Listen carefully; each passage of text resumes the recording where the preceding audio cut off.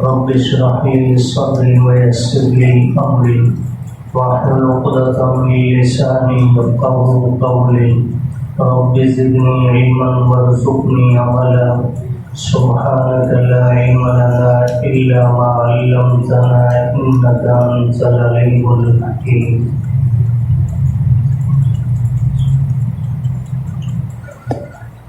وَلَقَدْ نَجَّيْنَا اور البتہ تحقیق ہم نے نجات دی بنی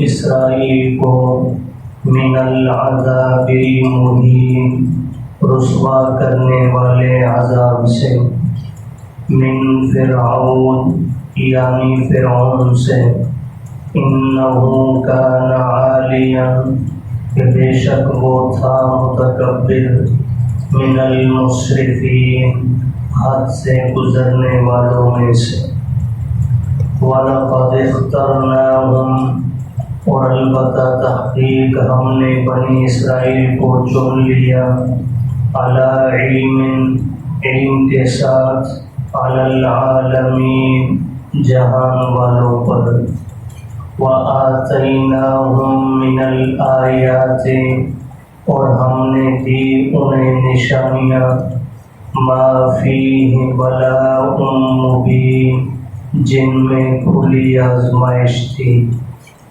ان ہؤلاء بے شک یہ مشرکین مکہ، لیقولون البتہ کہتے ہیں، ان ہی نہیں ہے یہ الا موتتنا الاولی مگر ہماری پہلی موت، وما نحن بمنشرین اور نہیں ہیں ہم دوبارہ زندہ کیے جانے والے، فأتوا بآبائنا پس لے آؤ ہمارے آباء و اجداد کو، ان کنتم صادقین اگر ہو تم سچے، اہم خیر کیا یہ لوگ بہتر ہیں، ام قوم تبع یا تبع کی قوم، والذین من قبلہم اور وہ لوگ جو ان سے پہلے گزرے،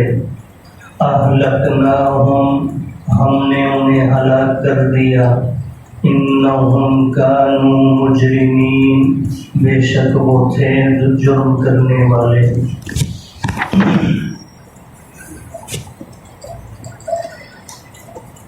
کل کے درس میں آپ سماعت فرما چکے ہیں، اللہ پاک نے فرعون کی ہلاکت کا ذکر فرمایا۔ بنی اسرائیل کے متعلق حضرت موسیٰ کی بعثت کے بعد فرعون سے بنی اسرائیل کو حوالہ کیے جانے کے مطالبہ کا ذکر موجود تھا۔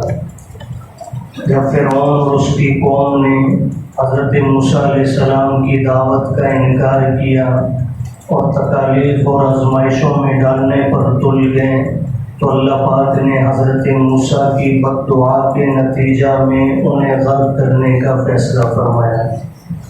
نتیجہ میں بنی اسرائیل اسی دریا سے حکم الہی سے پار ہو گئے اور اللہ نے پورے فرعونی لشکر کو اپنے حکم سے غرق فرما دیا۔ تو جب فرعون غرق ہو گیا اور ابھی تک بنی اسرائیل اسی کے مظالم کو برداشت کر رہے تھے، تو اللہ نے فرعون کو غرق فرما کر بنی اسرائیل کو نجات عطا فرمائی۔ تو آج کی آیات میں اللہ نے اسی مضمون کو بیان فرمایا۔ وَلَقَدْ نَجَّيْنَا اور البتہ تحقیق ہم نے نجات دی، جب کہ بنی اسرائیل جب دریا پار ہو رہے ہیں، حضرت موسیٰ بھی بیچ میں موجود، حضرت ہارون علیہ السلام بھی بیچ میں موجود، لیکن اللہ یہ نہیں فرما رہے کہ میرے نبیوں نے ان کو بچا لیا، بلکہ بچایا کس نے جی؟ اللہ نے۔ وَلَقَدْ نَجَّيْنَا البتہ تحقیق ہم نے بچایا، نجات دی، بنی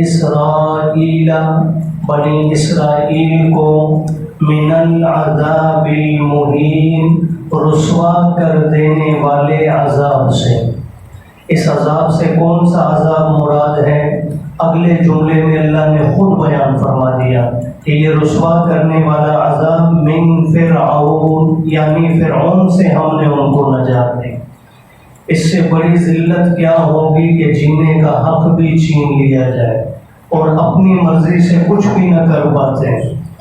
بنی اسرائیل بس ان کی خدمت پر مامور رہتے اور کھانے کو بھی کچھ میسر نہ آتا، تو اس سے بڑی ذلت اور کوئی نہیں تھی۔ تو اللہ نے اتنی بڑی ذلت سے فرعون کو غرق فرما کر بنی اسرائیل کو نجات عطا فرمائی۔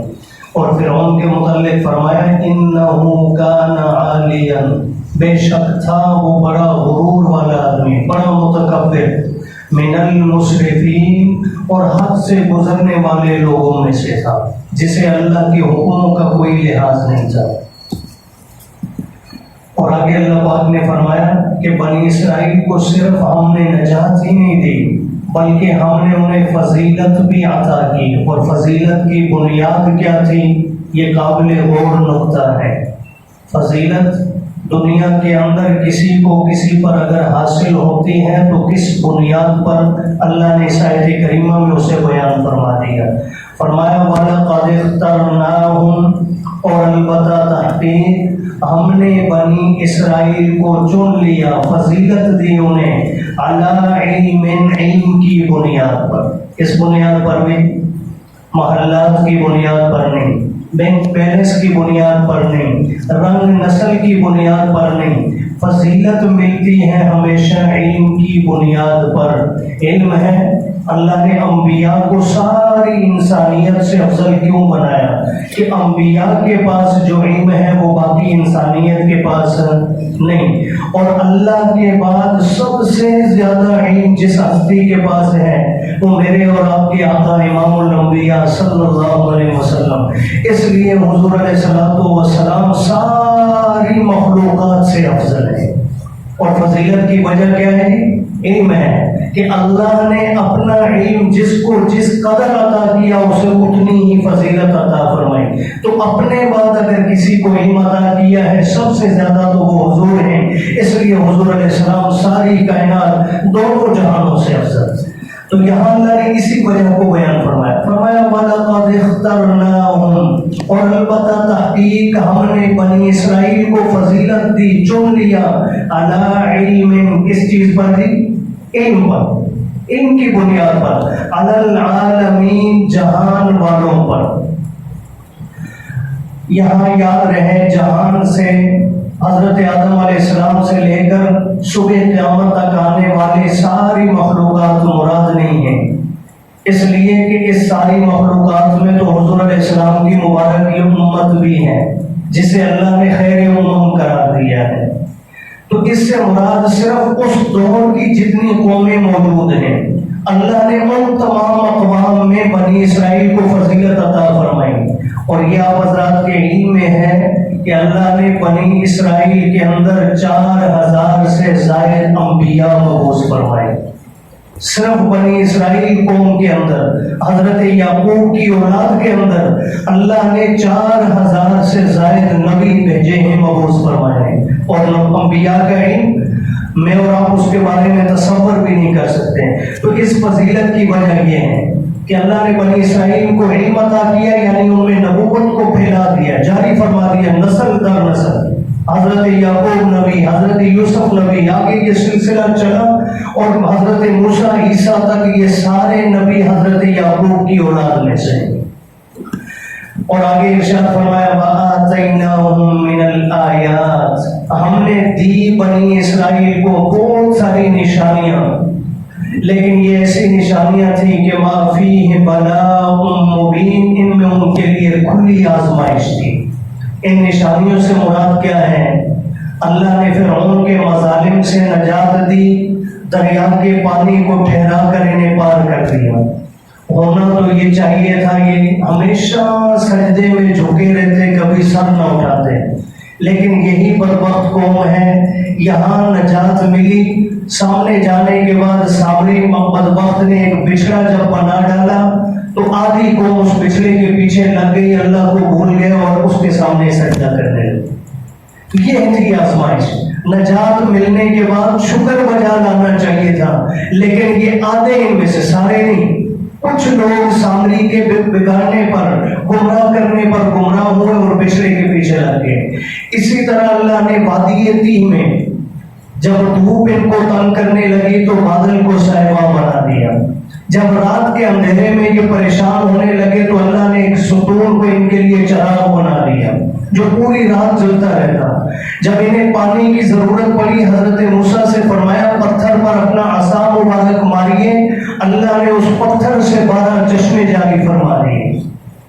اسی طرح اللہ نے ان کے لیے فرمایا کوئی محنت کرنے کی ضرورت نہیں، بس عبادت کرو، جب کھانے کو طلب ہوگی تمہیں میں من اور سلوا اوپر سے اتار دو، تیار کھانا۔ اب اس سب کچھ کے ہوتے ہوئے انہیں شکر کرنا چاہیے تھا، لیکن یہ قوم پھر بھی جب ایک وقت میں اللہ نے حکم دیا کہ آپ جائیں حضرت موسیٰ کے ساتھ اور فلان قوم بڑی ظالم ہے، باغی اللہ کی، اس کے خلاف قتال کریں، تو یہی قوم تھی من و سلوا کھانے والی، جس نے حضرت موسیٰ سے کہا تھا فَاذْهَبْ أَنْتَ وَرَبُّكَ فَقَاتِلَا، اے موسیٰ تو اور تیرا رب جا کر لڑو، ہمارے بس کی بات نہیں ہے۔ اللہ کے کتنی اللہ نے نعمتیں عطا فرمائی۔ تو انہی کی طرف اشارہ ہے کہ ہم نے ان بنی اسرائیل کو بہت ساری نشانیاں عطا کی جن کے اندر کھلی آزمائش تھی ان کے لیے۔ اب یہ بنی اسرائیل کا بیان کرنے کے بعد، چونکہ قرآن مجید قصے کی کتاب تو ہے نہیں، لذت تو آپ کو بھی آ رہی ہے کہ یہ قصہ چلتا رہے اور مزہ آتا رہے، لیکن قرآن مجید قصے کی کتاب نہیں ہے، پوری کہانی کو ہی بیان کرتا ہے، مقصد کی بات بیان کرتا ہے۔ اب یہاں تک بنی اسرائیل کا ذکر کیا، آگے اللہ نے موضوع سخن مشرکین مکہ کی طرف پھیر دی کہ ایک طرف یہ قوم ہے، اللہ نے نوازا لیکن ان بدبختوں نے اپنے رب کو ہی بڑھا دیا۔ دوسری طرف مشرکین مکہ، انہیں میرے رب نے کم نوازا تھا کہ اللہ نے انہی میں اپنے آخری محبوب پیغمبر کو مبعوث فرما دیا۔ بنی اسرائیل میں اگر 4000 نبی آئے ہیں ان کے لیے فضیلت کی بات ہے، تو کیا مکہ والوں کے لیے یہ کم فضیلت ہے کہ اللہ نے اپنا محبوب انہیں عطا کر دیا؟ اس سے بڑی فضیلت کیا ہوگی؟ تو اللہ نے اب ان کی مذمت بیان فرمائی، فرمایا ان ہؤلاء، بے شک یہ مشرکین مکہ، لیقولون، یہ آپ سے آ کر کہتے ہیں کہ ان ہی الا موتتنا الاولی۔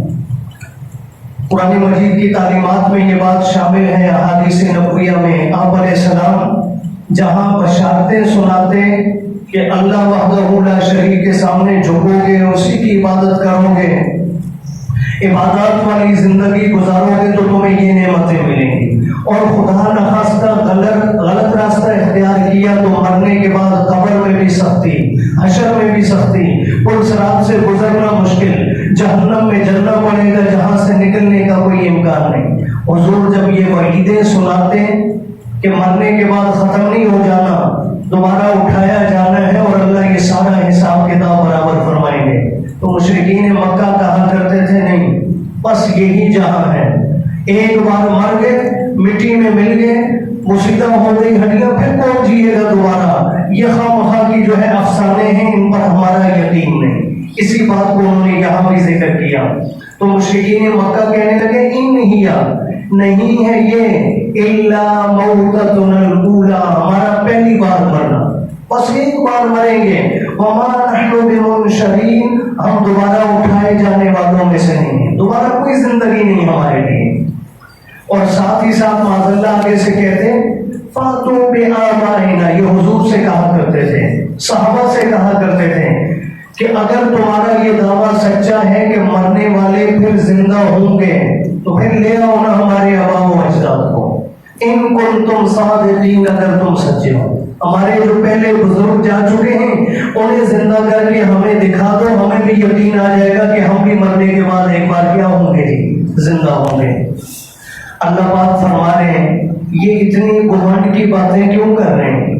ان کے پاس غرور کی وجہ کیا ہے؟ کیا اتنے طاقت میں آگے ہیں، اتنا مال و دولت ان کے پاس جمع ہو گیا ہے کہ انہیں اللہ کے حکموں کی پرواہ بھی نہیں، حضور علیہ السلام کی ہستی کی بھی پرواہ نہیں؟ اللہ فرما رہے ہیں میرے محبوب انہیں ذرا تاریخ یاد کروا دیں، اَوْ هُمْ خَيْرٌ، کیا یہ زیادہ بہتر ہیں ام قوم تبع یا تبع کی قوم. یہ تبع کون ہے؟ جس طرح ایران کے بادشاہ کو کسرا کہتے ہیں، روم کے بادشاہوں کے لیے قیصر کا لقب استعمال ہوتا ہے، حبشہ کے بادشاہوں کے لیے نجاشی، اسی طرح یمن کے بادشاہوں کے لیے تبع کا لقب استعمال ہوتا تھا. یہ نام نہیں ہے، یہ لقب ہے بادشاہ کا. یمن کے اندر تبع نامی بادشاہوں کی تقریباً 250 سے 300 سال تک حکومت رہی، اور تین جو ہے تبع نامی بادشاہ اس زمانے میں گزرے ہیں، یہ 300 سال کے اندر جن کی حکومت رہی. جو درمیان والا ہے تاریخی روایات میں آتے ہیں کہ یہ ایک مرتبہ مدینہ پاک کے اندر آیا. آپ علیہ السلام کی بعثت مبارکہ سے پہلے کی بات ہے.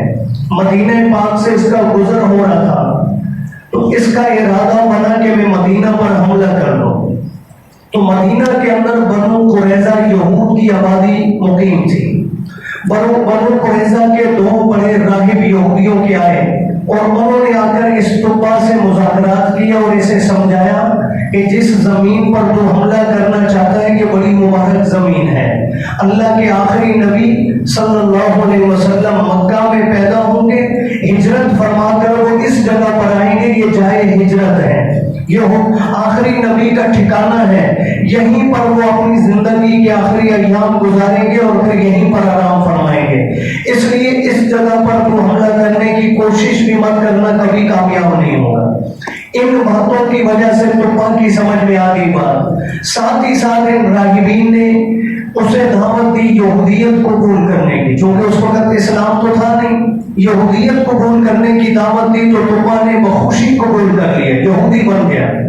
اور واپس اپنی قوم کے پاس جب یمن پہنچا، بیچ میں اور بھی بہت سارے واقعات ہیں لیکن ان کا میں ذکر نہیں کر رہا ہوں. واپس جب یہ ایک عرصہ کے بعد، اس وقت یہ اتنا ترقی یافتہ دور تھا نہیں کہ ہماری جہاز میں بیٹھے اور گھنٹوں میں پہنچ گئے. مہینہ کی مسافت طے کرنے کے بعد واپس اپنی قوم میں پہنچا جب یمن کے علاقہ میں، تو قوم کو علم ہو چکا تھا کہ ہمارے بادشاہ یہودی بن چکے ہیں، اپنا دین چھوڑ چکے ہیں. تو قوم اس کے مقابلے میں آ گئی اور کہنے لگی اب تمہارے لیے یہاں کوئی جگہ نہیں، تم یہودی ہو چکے ہو، جاؤ ان کے پاس. بادشاہ نے انہیں بھی دعوت یہودیت دی لیکن انہوں نے قبول نہیں کیا. اسی عرصہ کے اندر تھوڑا وقت گزرا، اللہ نے پیارے حبیب صلی اللہ علیہ وسلم کو مبعوث فرما دیا. حضور علیہ السلام کی زندگی مبارکہ آپ نے اعلان نبوت بھی فرما دیا. یہ تبع بادشاہ زندہ تھا اس وقت. حضور کا اعلان نبوت مکہ میں ہوا. اسے جیسے ہی خبر ملی اس نے بھی نجاشی کی طرح کلمہ پڑھ کر اسلام کو قبول کر لیا. اور یہی وجہ ہے، متعدد روایات موجود ہیں. ایک روایت ام المؤمنین حضرت عائشہ صدیقہ رضی اللہ عنہ سے ہے، فرماتی ہیں کہ حضور نے فرمایا تھا کہ تبع کو برا نہ کہنا، وہ مسلمان ہو چکا تھا. اور بعض اور بھی اس سے ملتی جلتی روایات موجود ہیں، جس طرح نجاشی کے متعلق اسی طرح اس تبع نامی بادشاہ کے متعلق بھی ہیں. لیکن یہ ان بادشاہوں میں سے جو درمیان میں تھا، وسط میں، وہ بادشاہ ہے تبع نامی. بہرحال اس کا اللہ نے ذکر فرمایا. یہ خود تو مسلمان ہو چکا لیکن اس کی قوم باغی تھی، اللہ نے اسے ہلاک فرما دیا. تو فرمایا کیا یہ مشرکین مکہ بہتر ہیں یا تبع کی قوم؟ والذین من قبلہم، اور وہ لوگ جو مشرکین مکہ سے پہلے گزر چکے، قوم عاد، قوم ثمود، بڑے بڑے پہاڑوں میں جنہوں نے محلات بنائے، بڑی طاقت تھی ان کے پاس. وہ طاقتور ہو کر، وہ آسودہ حال ہو کر ہمارا کچھ نہیں بگاڑ سکے. اہلکناہم، ہم نے انہیں مروڑ کے رکھ دیا. اللہ بتلانا یہ چاہتے ہیں کہ مشرکین مکہ کس گمان میں ہیں، ان کی طاقت کیا ہے، قد کیا ہے ان کا 6 فٹ کے قریب. قوم عاد ثمود کے قد کہ کئی فٹ پر جو ہے مبنی، اور فرمایا ان کی طاقت کے لیے عالم کے پہاڑوں کو تراش کر جو ہے وہ گھر بنا رہے ہیں. ہم نے ان کو ہلاک کر دیا ہے کہ انہم کانوا مجرمین، کہ وہ جرم کرنے والے تھے. اور اگر یہ بھی جرم سے باز نہیں آئیں گے تو ان کا بھی انجام وہی ہوگا. اللہ پاک دین حق کی سمجھ اور اپنانے کی توفیق عطا فرمائے.